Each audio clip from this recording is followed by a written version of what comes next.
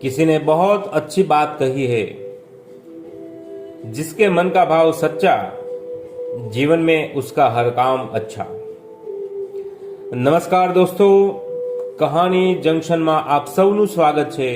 હું છું કલ્પેશ ભટ્ટ, ફરી એક વખત સરસ મજાની વાર્તા સાથે।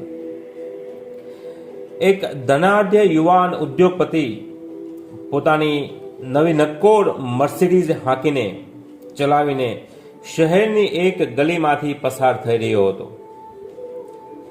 ત્યાં અચાનક ક્યાંકથી એક ઈંટ આવીને ગાડીના કાચ સાથે અથડાય। જીવની જેમ સાચવેલી મોંઘીદાટ મર્સિડીઝના કાચના ભૂક્કા ભૂલી ગયા અને બોનેટ પર પણ નુકસાન થયું।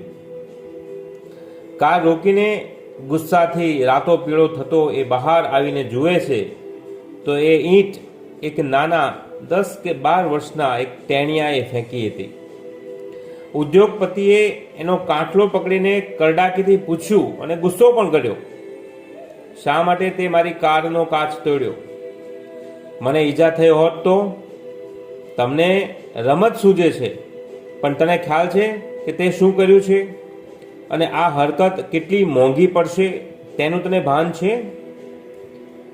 પેલો નાનો બાળક રડતા રડતા કહે છે, સાહેબ મને ખબર છે, પણ મેં એ કોઈ ગમ્મત ખાતર ઈંટ નથી ફેંકી, જાણી જોઈને ફેંકી છે।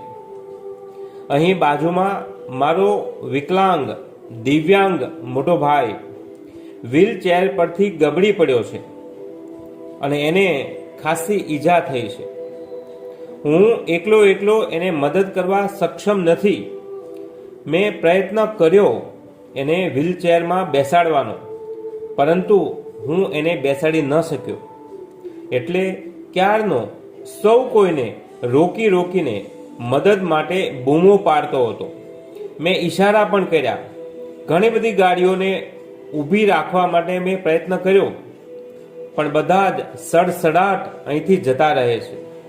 કોઈ મારી સામે જોવા સુદ્ધા તૈયાર નથી, કોઈ મારી મદદે ન આવ્યું અને આથી ના છૂટકે મારે આ રસ્તો લેવો પડ્યો સાહેબ। મારી ભૂલ થઈ ગઈ છે, પણ તમારું ધ્યાન દોરવા માટે મારી પાસે બીજો કોઈ વિકલ્પ નહોતો। પ્લીઝ મને મદદ કરો, મારા દિવ્યાંગ ભાઈને મદદ કરો।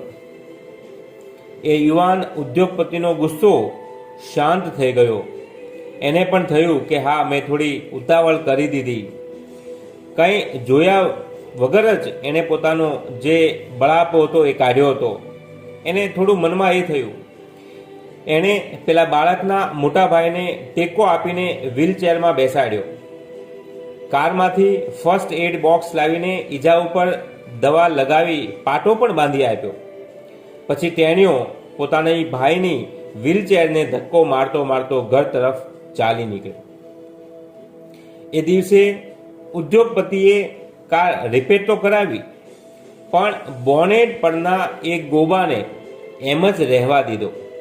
કારણ કે એ ગોબો જ્યારે એ જુએ ત્યારે આજે જે કંઈ એને મેસેજ મળ્યો છે, જે જીવનનો બોધપાઠ મળ્યો છે, તો કે એ તરોજ તાજા રાખી શકે, એટલે કે મનમાં યાદ રાખી શકે કે મારે પણ કોઈની મદદ કરવી જોઈતી હતી અને મેં પછી કરી।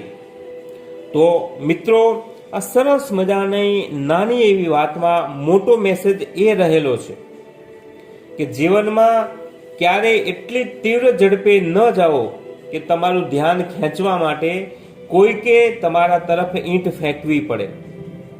અર્થાત એટલા બધા સ્વકેન્દ્રી ન બનો કે બીજાની જરૂરિયાતો પર ધ્યાન જ ન આપી શકો।